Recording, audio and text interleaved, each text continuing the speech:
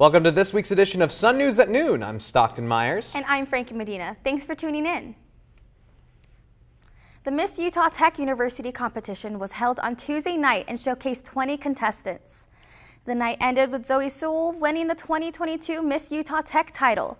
Miss Utah Tech will also act as the university's 2022 homecoming queen. She will go on to represent Utah Tech and the St. George community as a whole.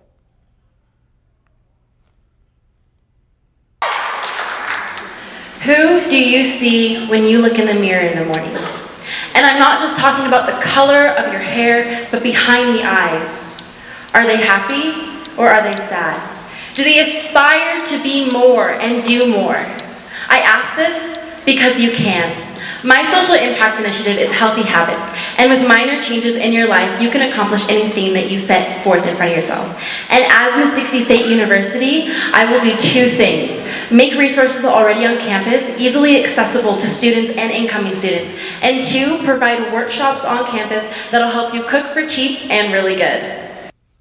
We look forward to seeing all the exciting things Zoe Sewell will do as Miss Utah Tech. Who knows? Maybe we will have an opportunity to talk to her here at Sun News. Homecoming is in full swing at Utah Tech with some of its big events still to come. Here's a rundown on what to expect through the weekend. Utah Tech's Film Festival Doc Utah starts today at Pineview Stadium 10 and will continue until November 5th. Powder Puff is also happening tonight at Greater Zion Stadium for a flag football match of the ages.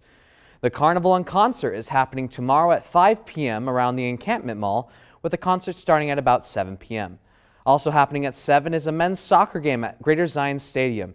Saturday, November 5th starts with a parade at 10 a.m. on University Avenue, followed shortly by the stadium dedication for the newly built section of the Greater Zion Stadium at 11:30 a.m. Last but not least, the rivalry football game between the Trailblazers and SUU is happening at 6 p.m., also in the newly dedicated stadium. The yellow envelopes are showing up in everyone's mailboxes, which means it's election season. Some heavy hitters this year include a position in the Senate and new potential judges. If you've been putting off mailing in your ballot or you're just not sure who you want to vote for, you don't have much time left as the ballots will be counted on November 8th. To find how and where to vote for this year's election, scan the QR code below. Have you created something that you want to patent or trademark? Well, look no further. Utah Tech University's library became an officially designated patent and trademark resource center. Utah Tech now holds one of two designated patent and trademark resource centers in the state of Utah. For more information on patents and trademarking here at Utah Tech, scan the QR code below. Are you interested in pursuing a journalism career? Well, look no further. Sun News Daily is hiring for a variety of positions, from staff writers to editors to reporters, and even broadcast anchors for the 2023 school year. No experience is required to be on staff, and some positions even come with a scholarship. Here are some of the Sun News staff giving you more insight on what it's like to be part of staff. Hi, I'm Annie Sorensen. I'm the photo editor for Sun News, and my favorite thing about being on staff is going to all the different games and connecting with all the athletes and going to all the events with all my friends. Hi, my name's Sophie Sparks. I'm sports editor for the Sun News, and my favorite part about being on staff is getting to write and be more involved with the athletics program. Hi, I'm Madison Dwiggins, and I'm the producer for Sun News at Noon. I love being on staff because I get to work with such amazing anchors and videographers every day. The deadline for application submissions is November 18th, so scan the QR code below for more information and to apply to be part of Sun News Daily. Look out, Trailblazers! Utah Tech University is hosting their annual Carnival and Utah Tech Classic Concert. These events will take place tomorrow, with the Carnival starting at 5 p.m., following the concert at 7 p.m. You can look forward to Carnival games and food while enjoying some fun with your friends. Following that, Utah Tech's Classic Concert will be featuring singer Jordan James. Grab your friends and head to Encampment Mall for the two annual events. That sounds like a lot of fun, and homecoming seems to be going pretty dang well this week. But I gotta say, Frankie, everyone seems to be getting sick. You know, I'm a little under the weather right now, but we're pulling through. I know we're missing Madison right now, but I think it'll just in due time, things will go back to normal. Yeah, it's just the changing of the season. I think flu season's kind of hitting us. Poor Madison has the Rona. Oh, poor Madison. Yeah. The weather, I think the weather's just catching everyone off guard. Yeah, but we'll be it's so back. nice though at the same time though. It is, yeah. After the break, we will check in with Stockton to see what's new in the entertainment world. Last week, Brandon met a girl on a dating app. One day after work, he finally found the courage to ask her out. No answer. He started to panic. Was he being too pushy? Maybe it was too... Hey, sorry I didn't respond. I was driving. I would love to go on a date. How does tonight sound? Brandon tried to play it cool, but inside he knew. A girl so smart, so responsible. She must be a keeper.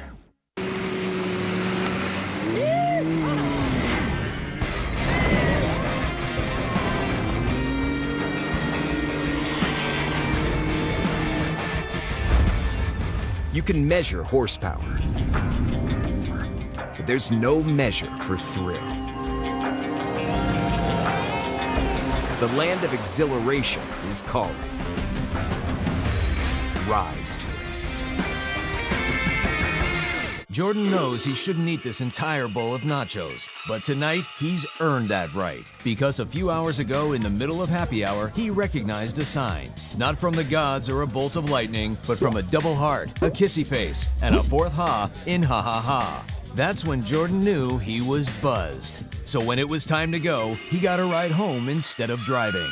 Be a legend like Jordan. Recognize your buzzed warning signs and get a ride home. Buzz driving is drunk driving.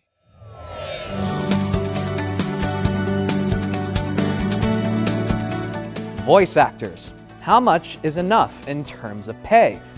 Well, that's been one of the major topics surrounding entertainment this past week. This current wave of discussion began with Helena Taylor, a voice actor known for voicing Bayonetta, a femme fatale type video game character that the internet goes nuts for. Taylor was replaced by Jennifer Hale, an industry veteran, for Bayonetta 3, to which Taylor created a series of Twitter threads describing how she was only offered $4,000 to voice the whole game. She said it was an insulting offer, and then asked everyone to boycott Bayonetta 3 and donate what they would have spent on the game to charity instead. Then it gets nasty. Bloomberg reported that they actually saw the contract presented to Taylor for the role, and they said that she was actually presented with an offer of $3,000 to $4,000 per session, with 4 to 5 sessions in total. This comes to about $15,000 in payment.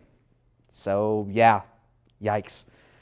So with Taylor's reputation going down the drain due to, lying more than a toddler's escapades with the cookie jar, a lot of accounts from voice actors regarding fair pay has fallen on deaf ears, but that doesn't change the fact that the voice acting industry has a problem. For example, the English dub voice cast for Jujutsu Kaisen 0, a Japanese film, came forward with claims of an obscenely low pay of $150 for the whole film. Now that's insulting. Makes you think that there should be something like a union. Well, there is. And it seems like the industry tends to ignore it more than respect it. For instance, Kyle McCarley, another English dub voice actor, this time for the anime Mob Psycho 100, approached his contract for Season 3 of the anime through the union. Crunchyroll, the company behind the dub, said they had no interest in working with the union and just straight up denied him. Whether or not you think that voice actors are underpaid or even overpaid, one of the biggest problems is that these people are trying to make a career out of voice acting in various projects, but they can't even make a living wage. Things like this should be the catalyst for change, and I can only hope that the world of a voice actor becomes more pleasant in the near future. After the break, we'll check in with Reagan for what's new in Trailblazers athletics. Hey world, I have a quick message. It's about safe driving. All right, let's go. Anytime you're driving, have the seatbelt buckled tight. Both hands on the wheel and your phone out of sight. When not in your hand, trying to text somebody back. Because if you do, your car might get smacked. The moral of the story, just put your phone down. The people on the road will stay safe and sound. Put your phone down, put your phone down. People on the road will stay safe and sound. Yeah.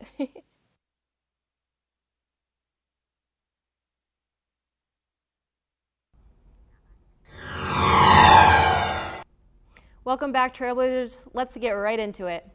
The results are in. The women's soccer team is the first Utah Tech team to clinch their WAC championship spot and qualify for postseason Division I action. The postseason lasted only one game as the Trailblazers fell to GCU 3-0 in the WAC tournament last night.